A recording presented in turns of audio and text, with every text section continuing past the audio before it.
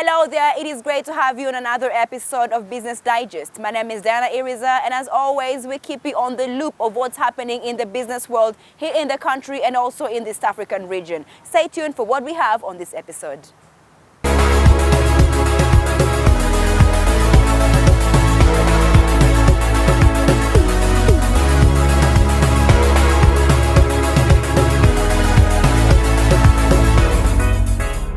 Now, according to statistics, only 23% of the 80 million smallholder farmers within the COMESA region have access to high-quality seeds, and this has hence led to low productivity, especially when it comes to cereals. Now, in order to solve this problem, COMESA has come up with a program that will harmonize seeds and give access to high-quality and improved seeds. Have a look at this story.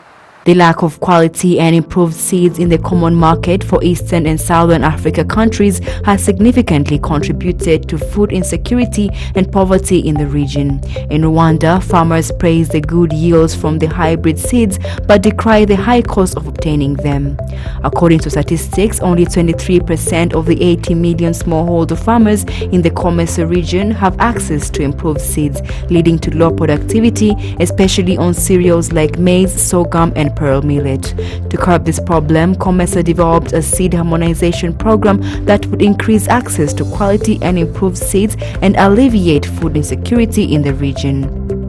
Dr. Buchagu Charles, the Deputy Director General of Agriculture Research and Technology Transfer at RAB, said that food security is tied to the use of good quality and improved seeds. We COMESA Seed Trade Harmonization Plan is a plan that was designed by COMESA, under COMESA, and involving all COMESA member states. And the whole objective is to harmonize our seed law to facilitate seed trade across COMESA member states. You know,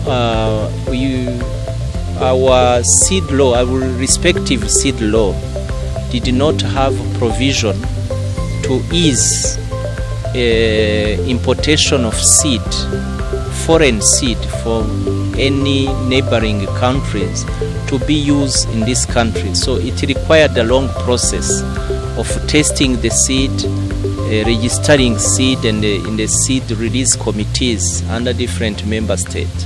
Dr. Buchagu said that the Rwanda Agricultural Board has already developed hybrid seeds that have increased food productivity. This regulatory framework or seed law framework will be harmonized across the member state and facilitate the seed trade and use by our farmers. And just to give you an example, for Rwanda, we used to import seed, especially maize seed, cereal grain seeds from countries like Kenya and Zambia. But for seed to be registered, it requires a bit of time, testing, release. But with this tool, we'll be able to shorten the time required for the new seed to be formally accepted and be used in this country. Farmers who have used these improved seeds say that though the yields are bountiful, the cost of acquiring these seeds is too high. The Seed Harmonization Implementation Plan, the COMSHIP, was very important because it was going to give us the modality of implementation at the national and regional level. And it's also going to make sure that in the implementation of within COMSHIP, there is complementarity, there is transparency, there are synergies, there is transparency, there is communication system, and that will make it implementation to be effective and efficient. We used to have to import things like between 1,500 to 2,000 metric tons of maize seed. But over the last 2 years, the importation of seed has gone down because we have increased our capacity to produce seed locally. And as you know, we plan to completely exit from seed importation, especially the seed under government subsidy. So the seed under government subsidy will completely exit in 2 years to be able to produce we already have our highly hybrid seed that were developed by RAP, and that we have been able to multiply to large scale and distribute to farmers. Yes. The COMSHIP will help in bringing about the COMESA member states being food secure. This is because out of the 560 million people in COMESA, 23% are food insecure, and the population is growing at a faster rate than the rate of food production. So the seed harmonization of COMESA is very, very important so that we can increase the food security at household level and also at national level and the regional level.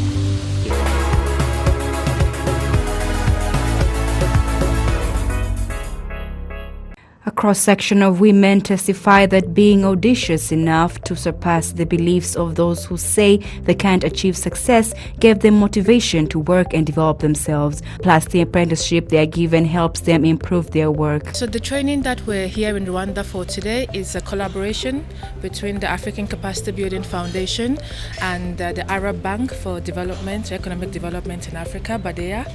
So BADEA and ACBF were really working together on this project, which is training of women entrepreneurs across the continent.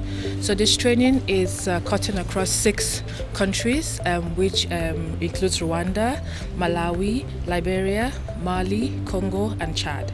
So what we did to start off this program was to do sort of an assessment of the environment, the entrepreneurship environment as it pertains to women in each of these countries. So last year we brought in consultants in each country. We did an assessment to sort of find out what are the challenges that women entrepreneurs face in each country.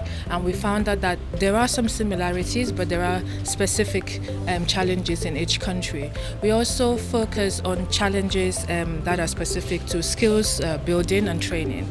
And for Rwanda, what we found out that in terms of the responses that we had from women entrepreneurs was that they were requiring training for their businesses, for financial management, also training for organization and planning, so developing a business plan, and also lastly for marketing and customer service.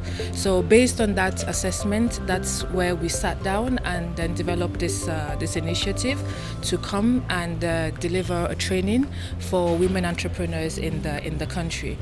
Ishimwe Paradis is a businesswoman for the last 4 years.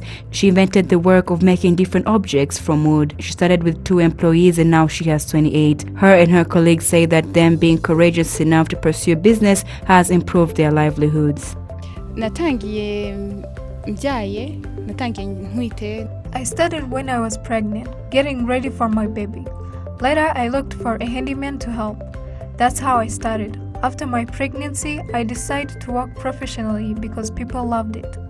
When you start to work with dedication, God helps you. My work is my livelihood, me and my family.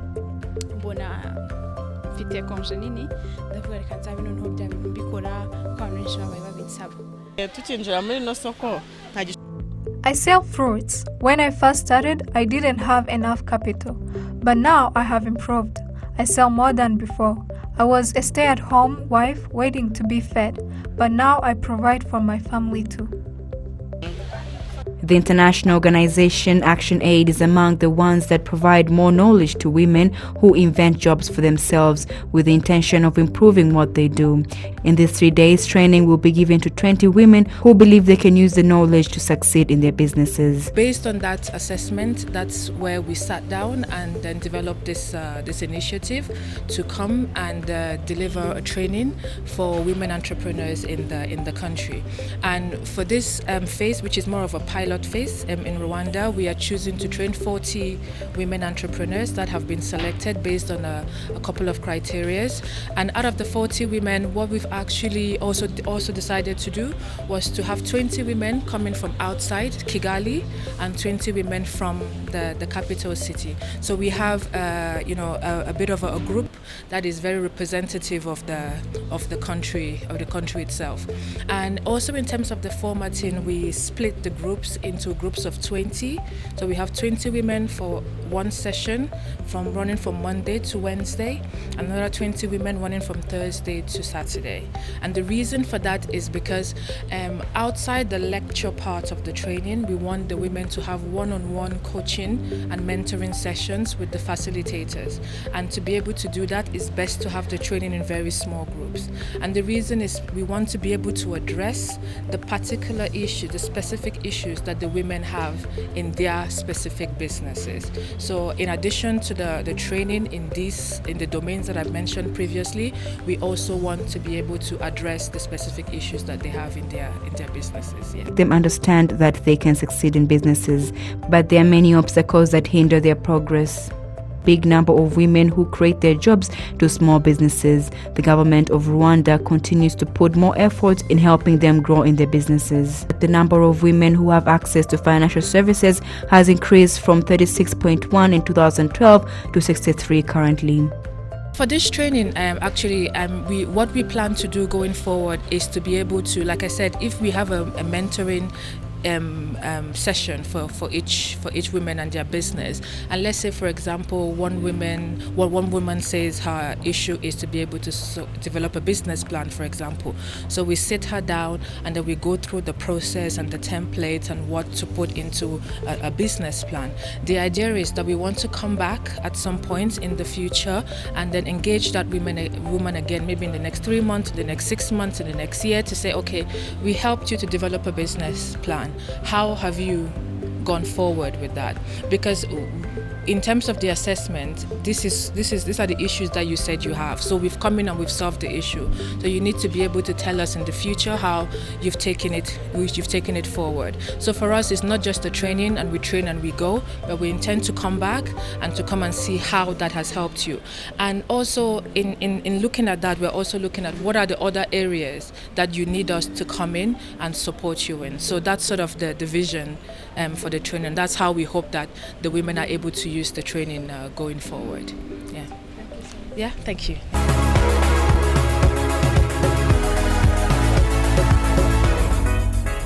Rwanda's private sector federation and a Namibian company, Habesha African Investments, have signed a memorandum of understanding to strengthen trade ties between both countries. The signing took place in Kigali. The agreement seeks to facilitate collaboration between both countries in matters of common interest. It also aims at establishing the working arrangements necessary for the implementation of the agreement. The trade partnership will focus on sectors that engage in technical facilities, education, food processing, construction, technology, gadgets, tourism, and hospitality. The CEO of Habesha African Investment, Partas Nepolo, during the signing said that the company realized that there were some products on the Rwandan market, such as air conditioners and dry meat, that are produced in Namibia. After this signing of the MOU, we expect more business people from Rwanda and more business people from Namibia to visit either two of the country. But already Habesha Africa successfully brought a delegation of 11 business people, serious business people, where myself as a director of Habesha was handling with my partner, Jean Kautu, the one that's on my left hand. We really show them and they have a big interest and they say they will definitely come back. I think 7 of them will definitely come and set up a business here. But this MOU will even now make it more easier and fast track their movement, because if we have an MOU, there will be a lot of bureaucracy and stumbling block, because we are there for them and PS is here for them. So, and we are there also for the large business community of Rwanda. Habesha Africa will send Namibian entrepreneurs and investors to explore investment and trading opportunities in Rwanda as it looks to enhance intra-African trade.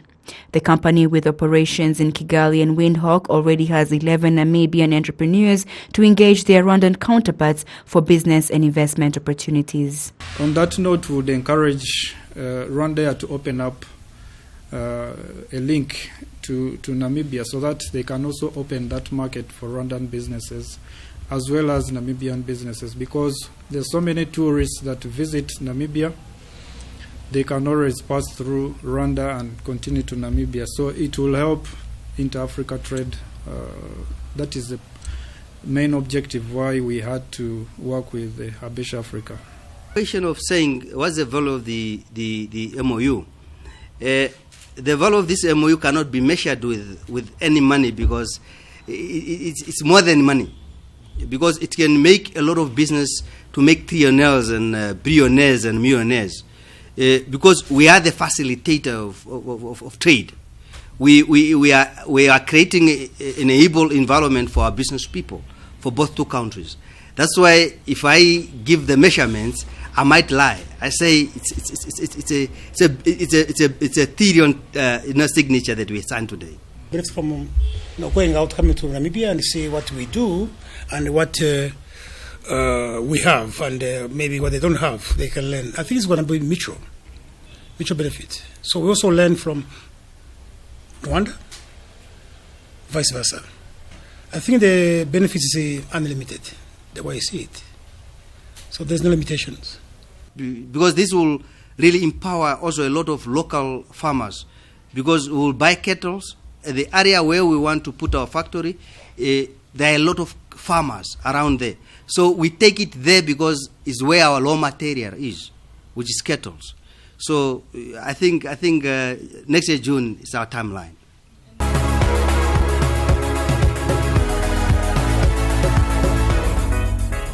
Now that happens to be the very final story for tonight, but I want to give a big thanks to our sponsors, Bank of Kigali, for sponsoring the show. I also want to give a big thanks to you, our viewers, for watching tonight's episode. My name is Diana Iriza, and I'll see you all next time.